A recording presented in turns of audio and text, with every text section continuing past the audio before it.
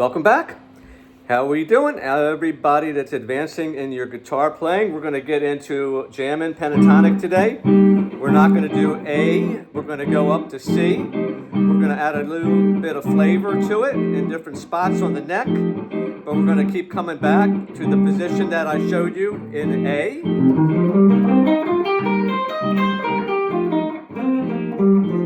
But you can do a whole lot more than that, and there's a little taste and a nuance we'll talk about afterwards that I want you to learn today.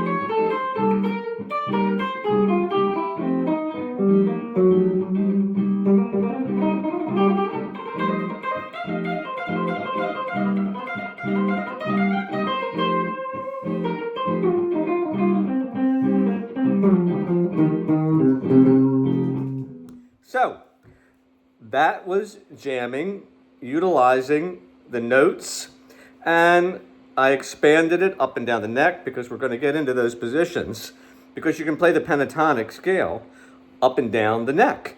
You don't have to stay in that one, people call it a cage system, they call it a box system, but just so you know, if you've been working on what I told you for the minor pentatonic in A, we talked about you can move it up and down the neck in any key. So I was playing in C, and I was going in different locations because that's what you do when you improvise. You move around the neck. In the beginning, you can just stay in this one position.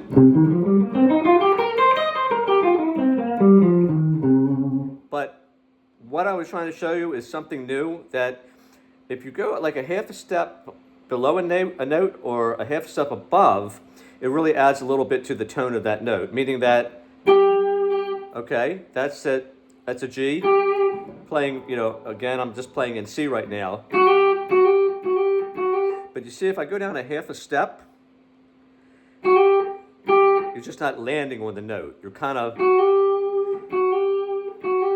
And then even if you're playing in that position, you can slide up a whole step. Instead of just playing the note, you can go a whole step up. Okay, you can go from E flat up to F here. Or you can just do a half a step. It doesn't always sound as good coming back, okay? Like, kind of sounds a little off. So, but that's kind of like sliding up to note.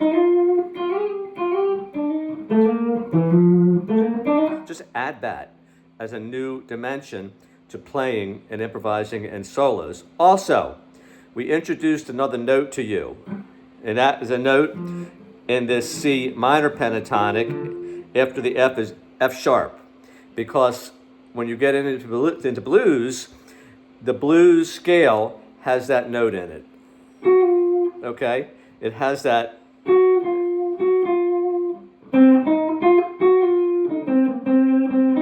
Instead of just going back up to maybe the G, you're going up to.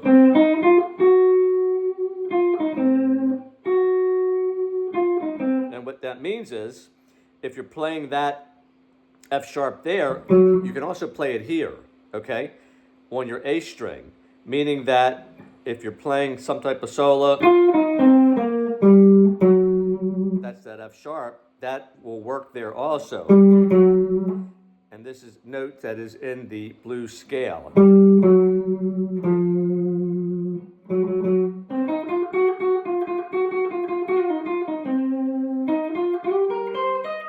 And then you got that F sharp up here too. If you want to go up to the 14th fret, down to the 13th.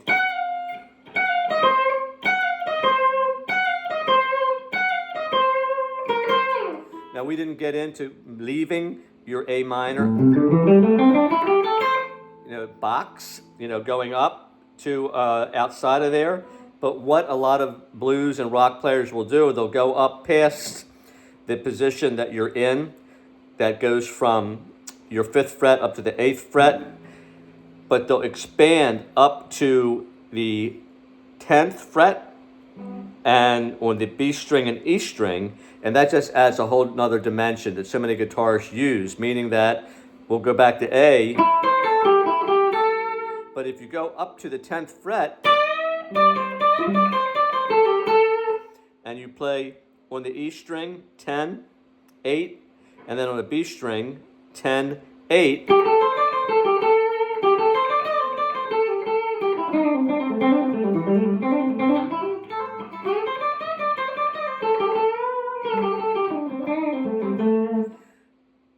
blues guitarists and rock guitarists, when they're playing that position, they are always hitting these notes that go up, into this range of that 8 to 10, okay? And sometimes on the G string, we'll hit that E note, okay? Every note there is not as used as prominently, except for like the speedsters. They just want to slide through, or blazing speed, in this position. But when you're playing A minor pentatonic, or you're doing the blues scale, going up to this 8 to 10 spot, B.B. King and Stevie Ray Vaughan and just Robin Ford and all the heavy blues guys, that's what they're doing, okay? So that's a little bit of a takeaway today. I wanted you to have a little bit knowledge of how much you can jam in a different area of the neck. So now you saw from A minor, now we did up to C minor, which is on the 8th fret. We added a little slide. We told you about that blues scale note.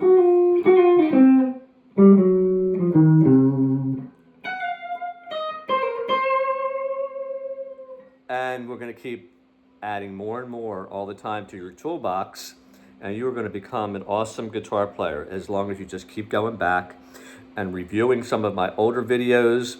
Ask some questions. If something's not clear, let me clear it up for you. And we'll see you next time. Bye.